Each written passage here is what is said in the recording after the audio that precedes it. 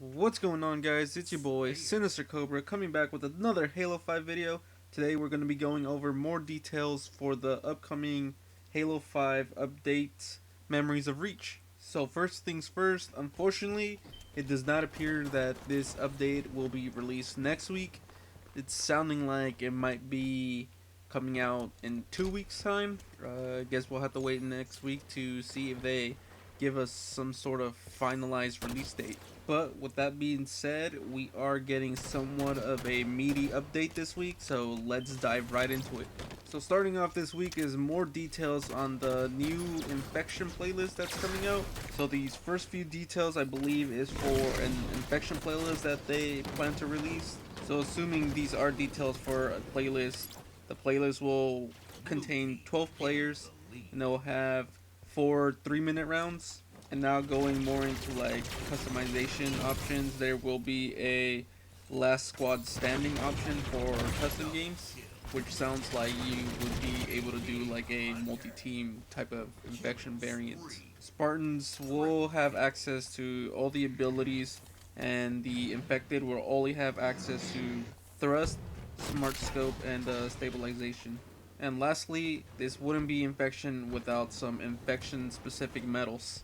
We did also get a list of the new upcoming medals, so let's go ahead and run down that list real quick. So we got new spree medals. We got Zombie Hunter, Zombie Slayer, Hell's Janitor, Hell's Jumper, Zombicide, and the Cure. These are obviously replacing the Killing Spree, Killing Frenzy, Running Riot, etc, etc. We're also getting our multi-kill medals, Infector, Carrier, Ravager, Plague Bearer, and Lord of the Flies, as well as Last Man Standing. We're also getting the Infected medal, which seems to be a medal for infecting a Spartan player. Ancient one, which I'm not too sure what that would be. I did not play Infection too much in Halo 4, so I'm not sure if that's a returning medal. Survived, which is obviously for surviving around. Resourceful, again, not too sure what that is for. Stalker, another one that doesn't seem to be very obvious. Maybe it's one for not killing a Spartan for a certain amount of time. And Flatline, another one that not sure. It sounds like maybe there will be a revive mechanic similar to the campaign. And those are all the medals that are previewed to us this week. Not sure if there will be more or if this is everything. I guess we'll just have to wait until the update comes out or the live stream to find out. So up next we got a quick little sneak peek of what we should be expecting for Forge. Quick little gif of what appears to be a jackal on the floor of the map Truth, with a skull next to it, and its armor seems to be changing colors. And there is also a biohazard emblem painted on the wall behind it. Up next we got the REQ poster. It appears we are getting a total of 40 new REQ items, as well as a new arena map called Stasis, which I believe is the map that we saw in the infection teaser at the end of the last live stream. So let's run down this REQ poster real quick. To start things off, we are getting a Brute Plasma Rifle. Now I believe we haven't seen this weapon since the original Halo 2. Kind of surprised they went with a Plasma Rifle and not a red Storm Rifle variant. It'll be interesting to see if we do end up getting a regular blue Plasma Rifle in an upcoming update. The next two weapons are not revealed to us this time around. The blurred out one looks like it could be a railgun.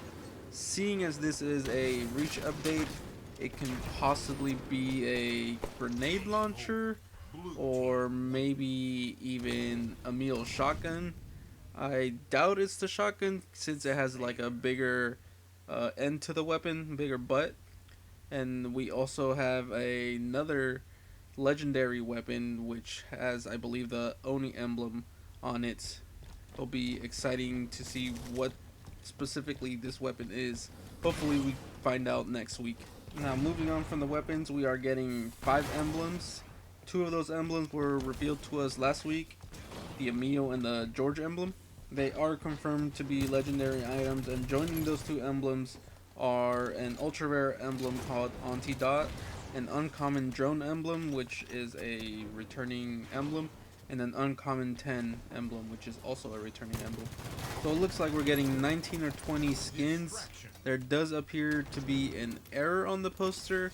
The shark tooth grin skin for the assault rifle does appear twice, but other than that, everything does appear to be one of a kind.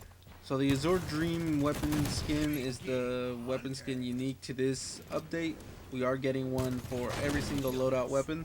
The rest of these skins, however, did make an appearance earlier this year in the Spartan Armory's REQ pack. That pack was available for a limited amount of time during the HCS tournament. The only weapon skins missing from that pack are the 343 Industry weapon skins. So if you missed it last time around, we are getting the Blue Team weapon skin, as well as the Noble, ODST, Fire Team Osiris, Shark Tooth Grin, Spirit of Fire, and the UNSC weapon skin. Once again, these weapon skins were available through a different REQ pack earlier in the year, so if you bought them through there, you'll probably be spending less REQ points this time around. Up next is our one visor called Royal. It's a nice purple color, nothing too special about it, just standard color on the visor. So probably the most exciting part for me on this update is the armor sets. Most of them are blurred out, but it's pretty obvious that we are getting George, Kat, June, and the Meals armor sets. This is the Memories of Reach update after all, so why even blur it out? So with this update, this basically completes our original 5 Noble Team armor sets. Carter's armor set is already in the game. It is called Noble. All that we're missing now is Noble 6, which is a little strange that they did not include his armor set in this update. I guess I can see why, since you, the player, wore Noble 6 and you can customize the armor to your liking, and that's how it would show up in the campaign. But still, there was a default recruit armor in the game. They could have at least included that. So this time around, we're getting 1 assassination.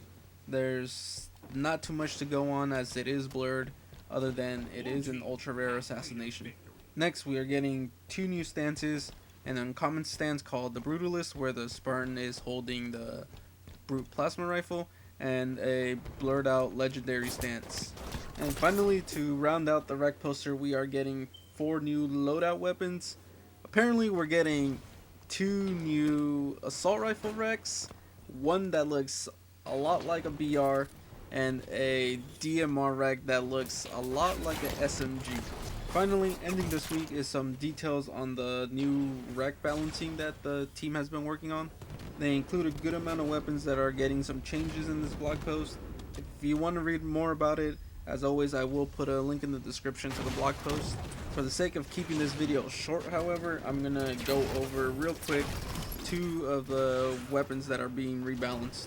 So to start things off, the Plasma Caster is getting a bit of a buff this time around. The cluster nades will be a lot more effective in damage. The charged shots will have less of an arc once you shoot them, and the regular nades will explode a lot quicker after they first initially bounce.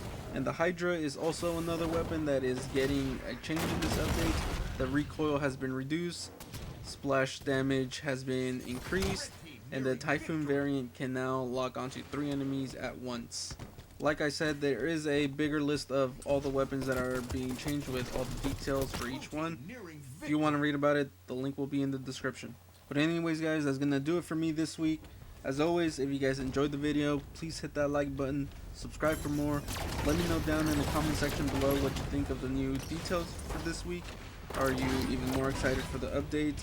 Excited to see some weapon rebalancing? Maybe you're just excited for those REQs, that's all you care about. Let me know what you guys think. I'll be talking to you guys next time.